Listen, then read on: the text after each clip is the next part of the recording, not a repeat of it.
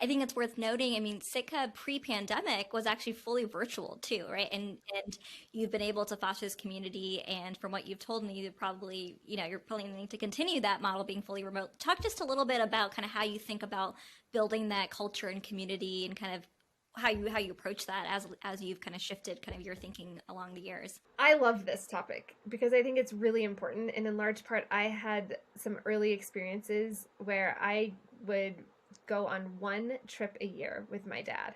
So my dad traveled a fair amount for business. He actually traveled to DC a fair amount with his work with the Department of Labor and Department of Ed.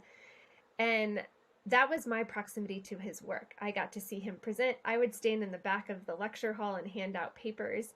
And so that was really formative as to, my career development too. And frankly, the unspoken expectations that we had in our household of, you know, you will go do something that makes you fulfilled and that has a, generally a positive contribution to the world. Like share your gift with the world was kind of the unspoken expectation. And I got to see my parents do that every single day.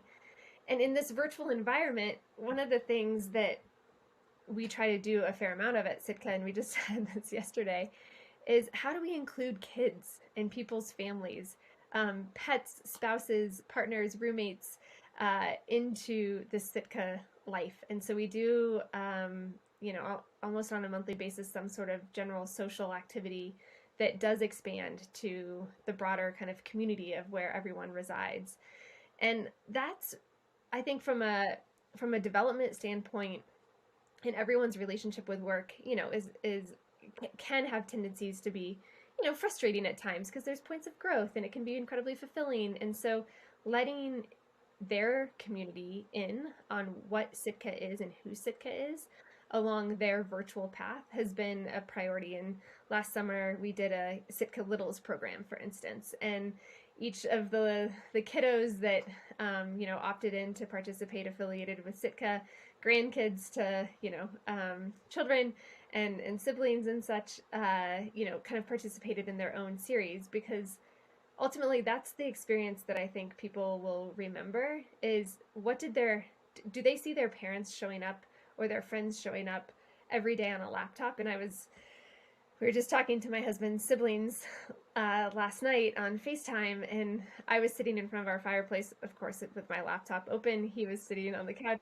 FaceTiming, and he spans it to me, and they're like, "Kelsey, are you working?" And I was like, "Yeah."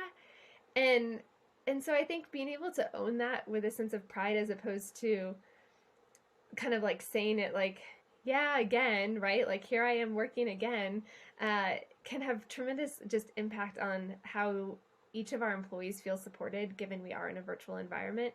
And so the question that I always think about is like, how are we building our employees' communities around Sitka as well?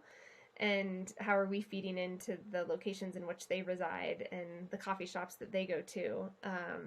And so that's one of the ways that we think about building community beyond just the core team at Sitka, which we spend a fair amount of time together and really creating honest conversation and finding new edges.